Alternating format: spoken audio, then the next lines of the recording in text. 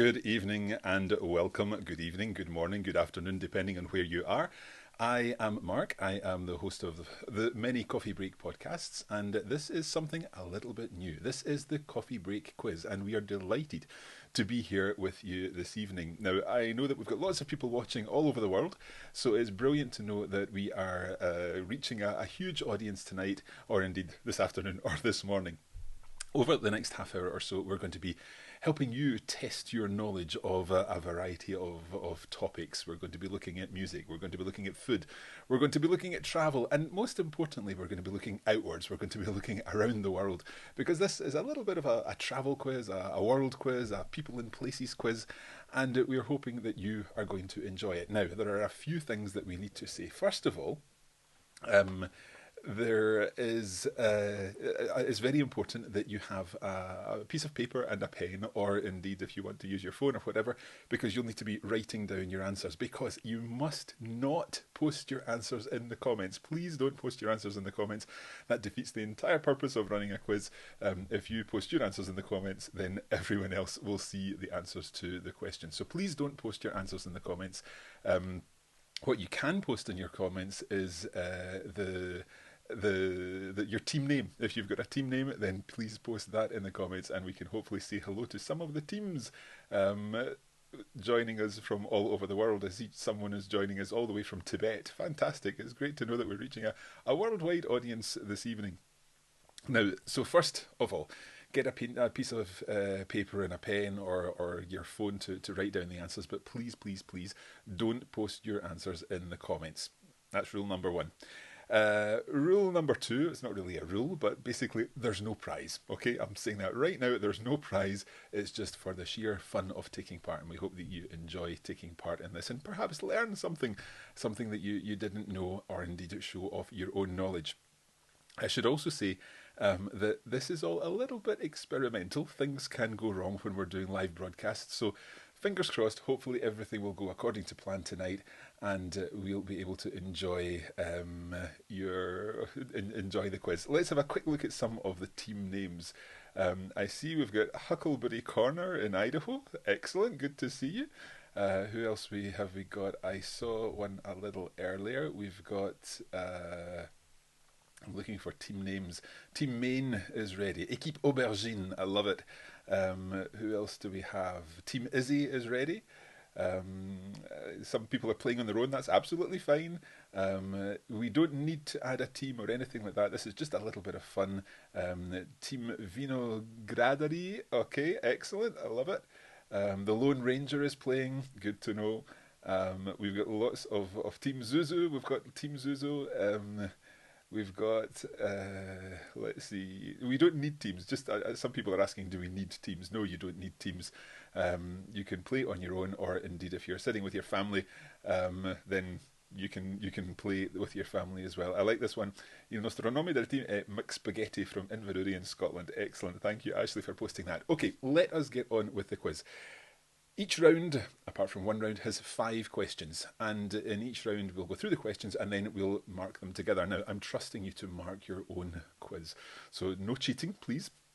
Let's begin with round 1. Here we go. Round 1, let's get started.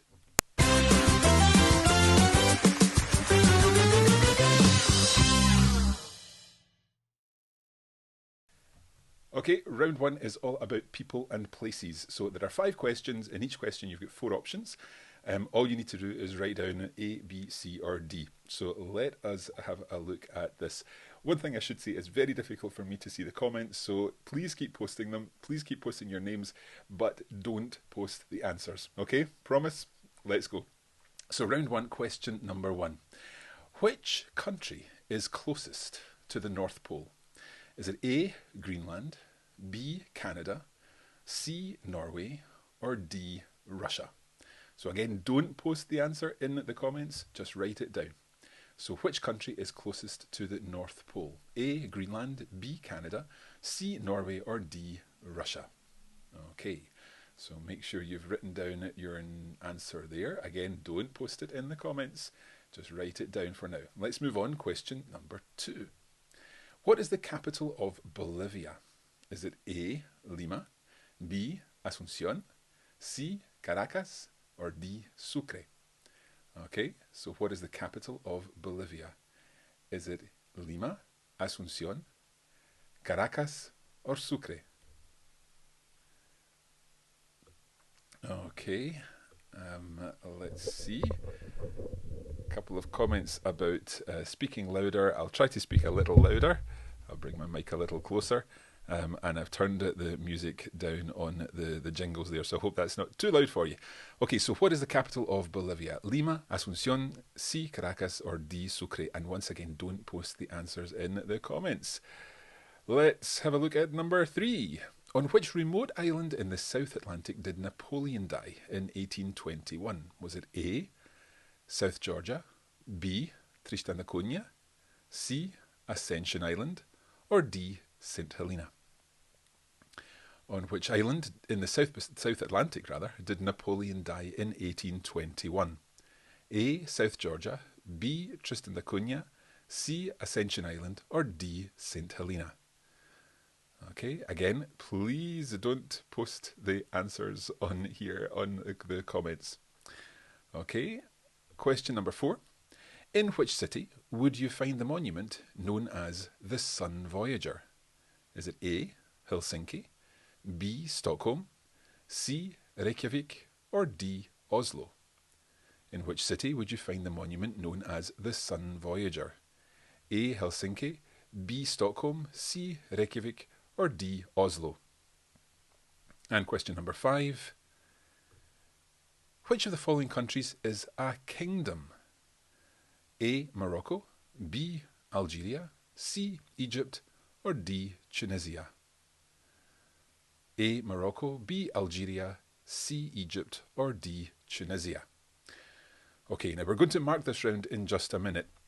While you're getting ready and finishing off your answers there, a couple of comments that I'm seeing are the rounds in German. This is going to be a quiz in English, but it's about the world. There might be reference to things that are German or things that are from German-speaking places.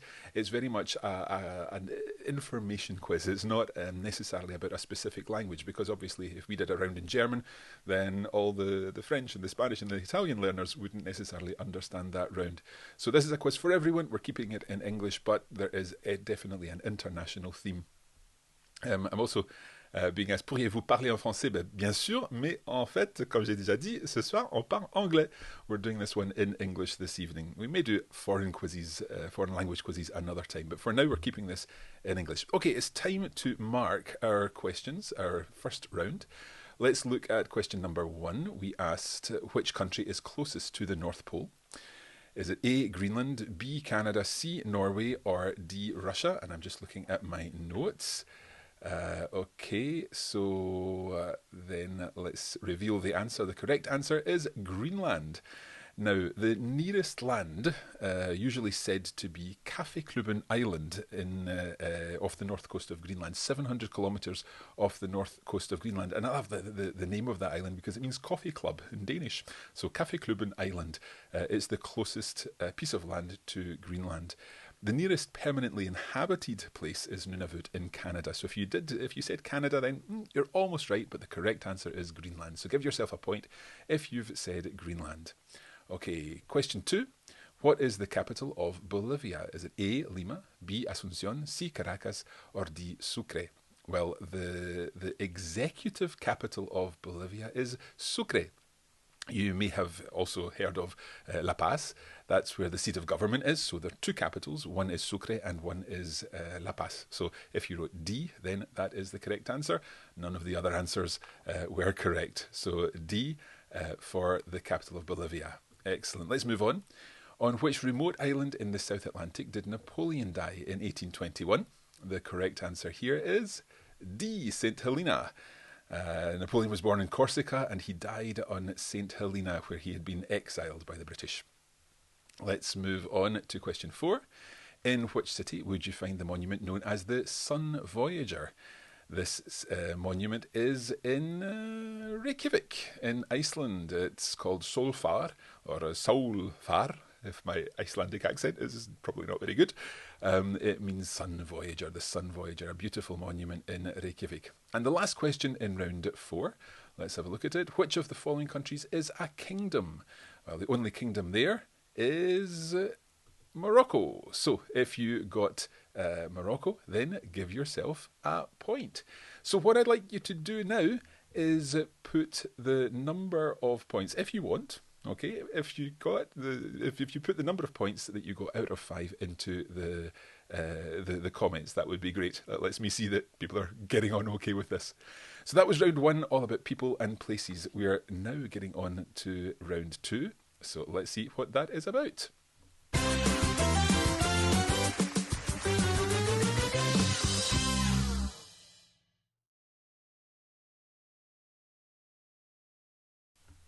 Okay, round 2 is a world of words. So this is our language round, a round about language, but not necessarily a specific language, just a round about different languages. So I'm seeing lots of people posting their numbers. Fantastic. Great to see that some of you are getting 5 out of 5.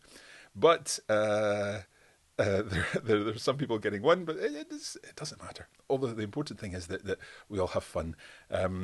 Kevin's saying, I love the idea of introducing a pub quiz to your international audience whilst we're all in lockdown, but you need to pour yourself a pint. That might come after the quiz, I think. Okay, let's continue with round 2. So we'll bring in our questions. The first question is, from which language does the word clue come? Is it A, Yiddish, B, French, C, Greek, or D, Hebrew? Yiddish, French, Greek, or Hebrew. From which language does the word clue come? So once again, note down your answers, A, B, C, or D, and once again, please don't post in the comments. Okay, let's continue.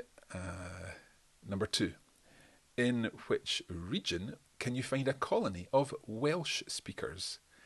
Is it A, New South Wales, Australia, B, Patagonia, Argentina, C, the Swiss Alps, or D, Nova Scotia in Canada?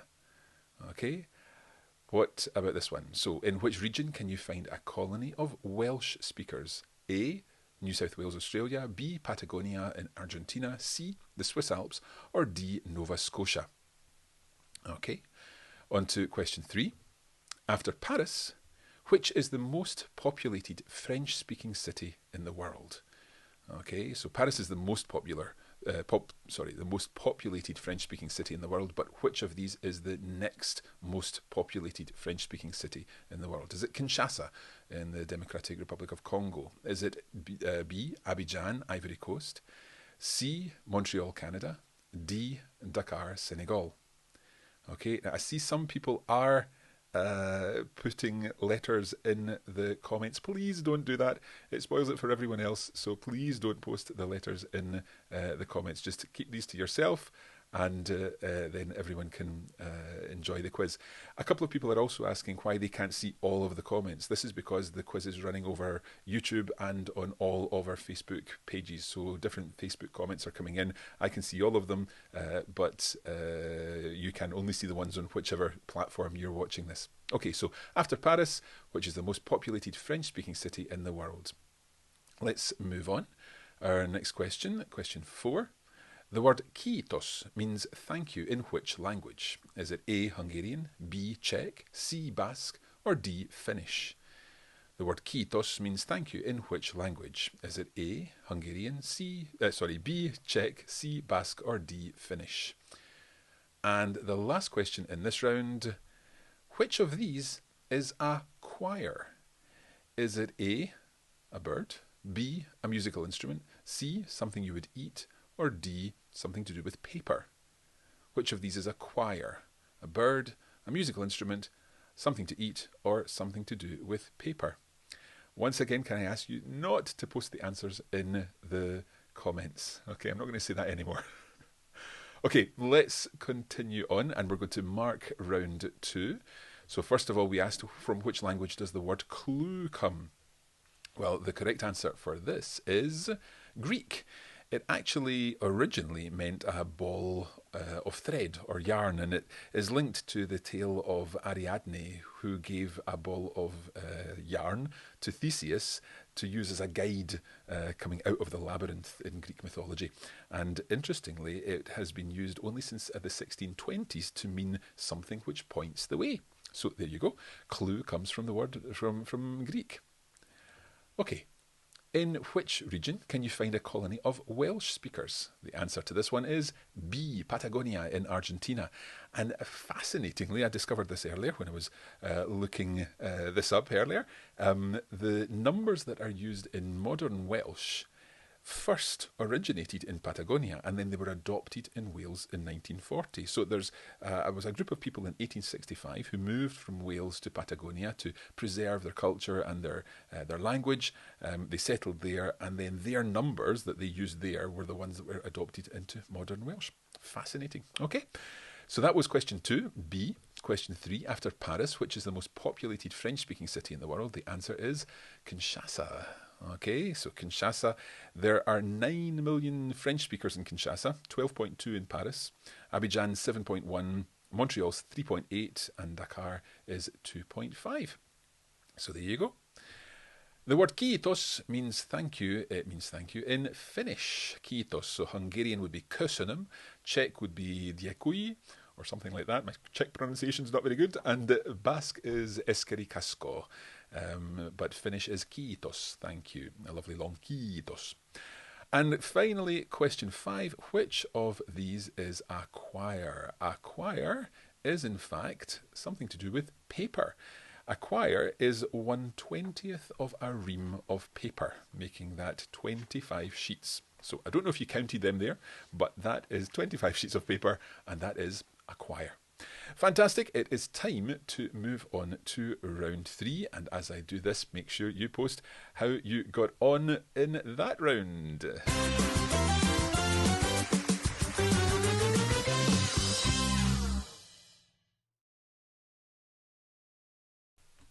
Okay, this is all about multicultural music. I hope the balance between the microphone and the music is now better.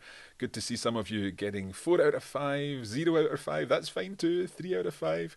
Who's saying that? Let me see. Connor saying it's a hard quiz. I love it. I'm mostly guessing. That's okay. You're allowed that. Uri is saying, where is Pierre Benoit? Pierre Benoit is not here today. Oh, sorry. Can you repeat the answer for number 4? Oh, we could get into a difficult situation there if we're going to be repeating answers. But the answer for number 4, let me quickly look. It was Finnish. Okay. Right, let's continue with round 3. Here we go. Now, this is not the right button there. If I press on this here, we should have round 3. Here we go. Question number 1. The charango is the national instrument of which country? Is it A, Argentina, B, Peru, C, Chile, or D, Venezuela? The charango is the national instrument of which country? Okay, moving on. Question number 2. Which singer has a theme park in Tennessee named after her? Is it A, Lady Gaga, B, Dolly Parton, C, Barbara Streisand, or D, Madonna? Which singer has a theme park in Tennessee named after her? Question 3. Which composer is celebrated in the annual Bayreuth Festival? Is it Wagner, A? Is it B, Beethoven, C, Mendelssohn, or D, Mozart? Which composer is celebrated in the annual Bayreuth Festival? A, Wagner, B, Beethoven, C, Mendelssohn, or D, Mozart? Okay, moving on. Question 4. What did the men at work buy from a man in Brussels in the song Land Down Under? Was it A, bread, B, beer, C, chocolate, or D, mussels? So we've gone from classical music to Australian pop music from the 80s, I think. What did the men at work buy from a man in Brussels in the song Land Down Under? Was it A, bread, B, beer, C, chocolate, or D, mussels? And the final question in this round. The dance style tinikling, in which performers slide bamboo poles on the ground, comes from which country? Is it A, China, B, Japan, C, Sri Lanka, or D, the Philippines? A, China, B, Japan, C, Sri Lanka, or D, the Philippines? The dance style tinikling. Okay, hope you've recorded all your answers for that. Let us now have a look at the answers. So this is the answers for round 3. Question number 1. The charango is the national instrument of Peru.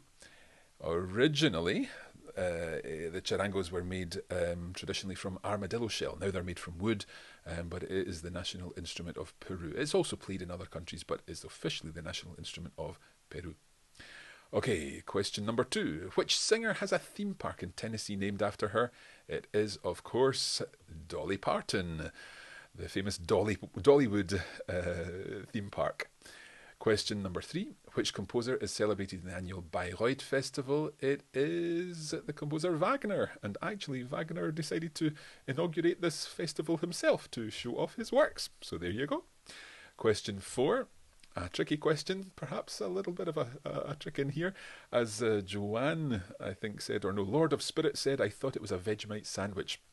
Well, he didn't buy that from a man in Brussels. In fact, he bought from a man in Brussels bread. The actual line goes, buying bread, I've got to look at my notes for this, buying bread from a man in Brussels. He was 6'4" and full of muscle. I said, do you speak my language? He just smiled and gave me a Vegemite sandwich. So he gave the Vegemite sandwich. He did not buy the Vegemite sandwich. He was buying bread, in fact. And finally, the dance style tinikling, in which performers slide bamboo poles on the ground, comes from which country? It actually comes from the Philippines. So give yourself a mark out of 5 for this round, and it's time to move on to round 4, which is a little bit different. Here goes. Let's go with round 4, and post your results for that round in the comments.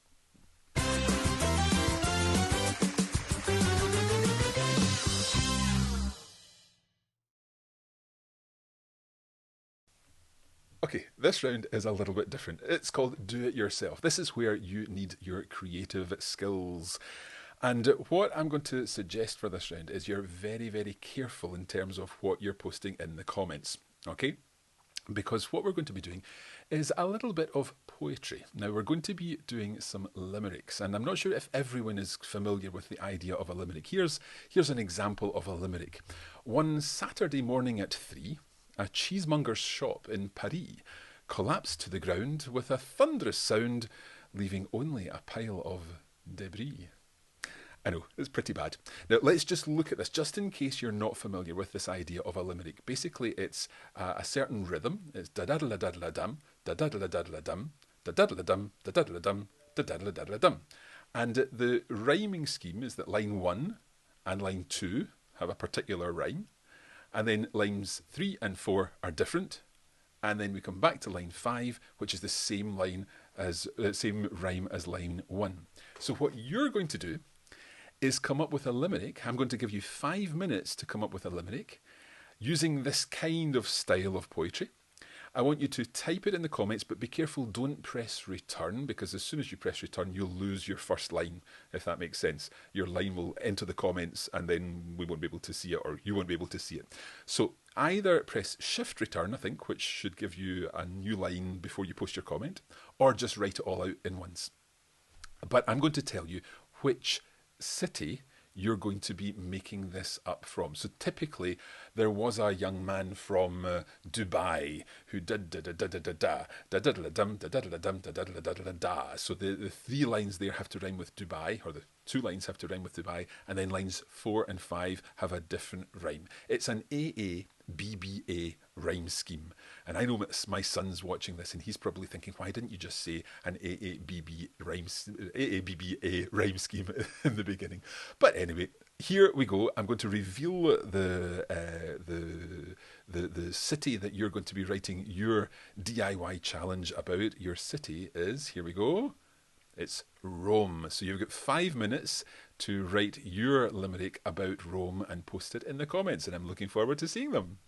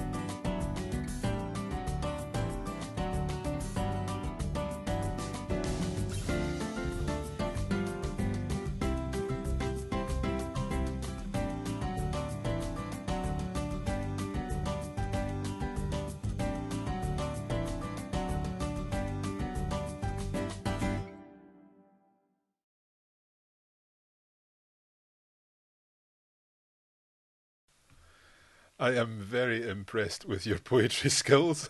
Some fantastic entries. Let's take a look at some of them now. So I'll scroll back to the early ones that came in. We've got, let me see, I think we can post them here. Maria is saying, there once was a visitor to Rome who couldn't find his comb. His hair was a mess, and he had to confess that he preferred to be at home. Excellent, love it.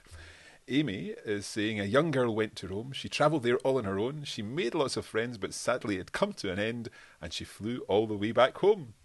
Margaret, there once was a lady from Rome who was so far from her home, she saw all the sights and climbed all the heights, then left on a voyage to Nome. I'm loving this.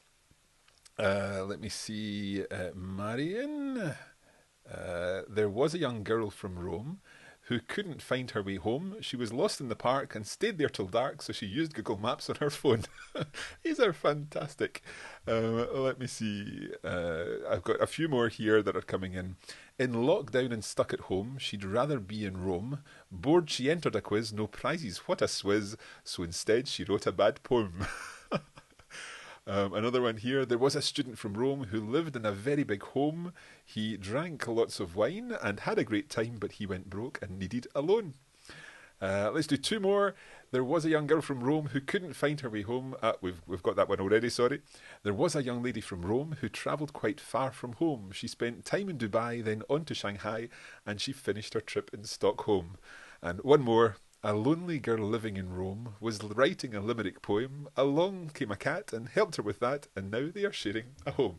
Fantastic. I think you should all give yourself 10 points for this round. Brilliant. Well done. Let's move on to our final round. Thank you for your limericks.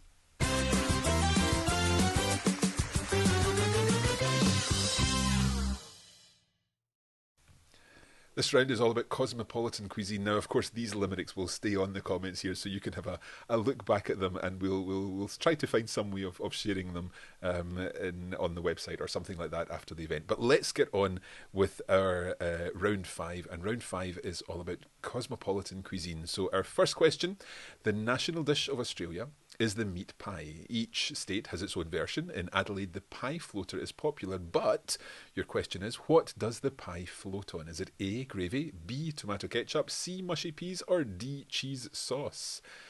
Okay, so what is the answer to that question? Does the pie float in a pie floater? Does the pie float on gravy, tomato ketchup, mushy peas, or cheese sauce? Moving on. Question number 2. The world's most expensive spice comes from Southwest Asia. What is it? Is it A, saffron, B, cardamom, C, bergamot, or D, star anise? Okay, which is the most expensive spice? Is it A, saffron, B, cardamom, C, bergamot, or D, star anise? Question 3. If you'd ordered a medianoche in Cuba, what would you get? Would it A, be a strong coffee, B, a fish stew, C, a pork sandwich, or D, a shot of tequila? And medianoche in Cuba, what would that be? Is it A, a strong coffee, B, a fish stew, C, a pork sandwich, or D, a shot of tequila? Once again, please don't post your answers in the comments. Question 4. Which of these items is not normally contained in mole sauce, Mexican sauce? Is it A, chicken broth, B, tomatoes, C, chocolate, or D, red wine? Which of these items is not normally contained in mole sauce? A, chicken broth, B, tomatoes, C, chocolate, or D, red wine?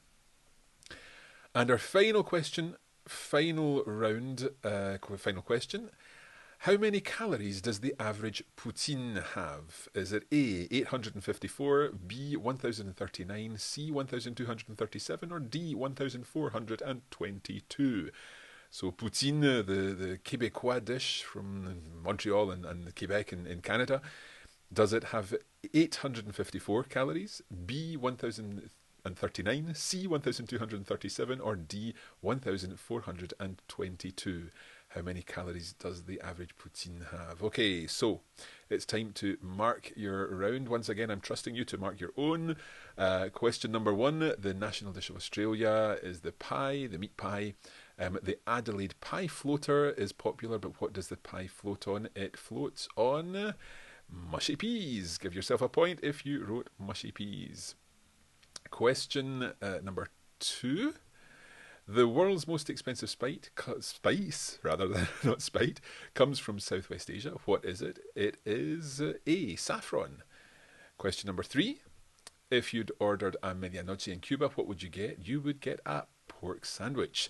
It's a sandwich that is served just around midnight in the clubs in Havana, I think to give people a little more energy to continue dancing. Question number 4. Which of these items is not normally contained in mole sauce? Well, the item that's not normally contained in mole sauce there would be D, red wine. All the others can be contained in mole sauce. Chocolate is a common ingredient. It's not necessary to make a mole, but it's very common in certain types of mole sauce. Okay, question number 4. How many calories does the average poutine have? Well, let me just check. Yeah, this is the Smokes Poutinerie, a common chain of poutine serving shops in Canada. According to that shop, the average poutine has a staggering 1,422 calories. Oh, that would be quite a lot. So there we have it. That is the end of round 5. You can add up your total scores. Your scores should be 20 out of 20 for rounds 1, 2, 3 and 5, and then a bonus 10 points if you manage to write a limerick. I'm sorry we weren't able to read them all out, but if you manage to write a limerick and you've got 5 lines and 3 of them rhyme and 2 of them rhyme with each other, then give yourself 10 points. So what is your total score out of 30? Post that in the comments. While we're finishing off here, Michael's asking, what is poutine? If I just go back to that image, I think I can bring that image back. Yeah, it's kind of like potato chips with gravy and cheese, and it's basically full of calories. So if I'm sure many people enjoy poutine, I'm afraid I'm not a fan. I hope that you have enjoyed this quiz. It's something a little bit different. We certainly have gone through it hopefully quite quickly. It's great to see your results. Connor's coming in at 21. I think that's the most I've seen so far. Margaret is also getting 21 there. Yeah, well done. Joanne's coming in at 22. Team Batfink. Bjorn's asking, do I get 20 for writing 2 limericks? I'm not sure. I know that you were at our Spanish lesson earlier today, but I don't think we can give you the extra 10 points there. Myra's 21. Barbara saying 4 out of 5, worth every calorie. Total 18. Excellent, Barbara. So we've got, I think, if I'm not mistaken, 22. Kevin said 29 if I get 10 points for the limerick. Well, that is pretty impressive. Lots of you have got many correct answers. What we really want to know is this something that you have enjoyed? Because if it's something that you've enjoyed, then we'll do another one next week. It's always great fun to get all of the Coffee Break community together, and we hope that this is something, particularly at the moment when perhaps we can't get out as much as we'd like to. We can't attend the normal things that we might be attending. So please do let us know if this is something that you would enjoy. Just before you go, however, there's something else that we'd like your involvement with, and that is another project that we're running at the moment, and it's called the Coffee Break Choir.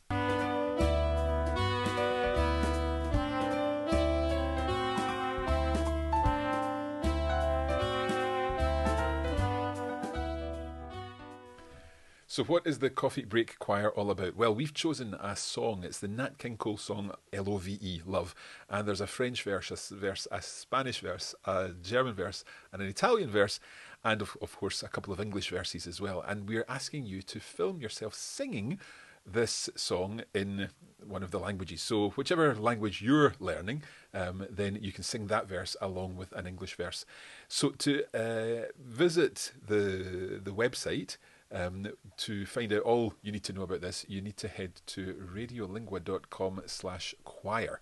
And there you'll be able to find the rehearsal videos, you'll be able to find the lyrics to download and to sing along. You have a couple of weeks to do this, so a couple of weeks to send us your video, and we're going to put together a video featuring everyone singing in the different languages. Don't worry if you're not a singer. You will be one of many, so your voice will be hidden in among the whole choir. So please do consider getting involved and send your video to go to radiolingua.com/choir to find out more information about this project. That is it for this first coffee break quiz. We hope you've enjoyed it. Thank you so much for taking part. And we are really looking forward to doing another one if it's something that you enjoyed. Keep learning. Stay safe, stay well, and hopefully we'll be back with more coffee break quizzes in the future. But for now, thank you very much indeed, and happy coffee breaking.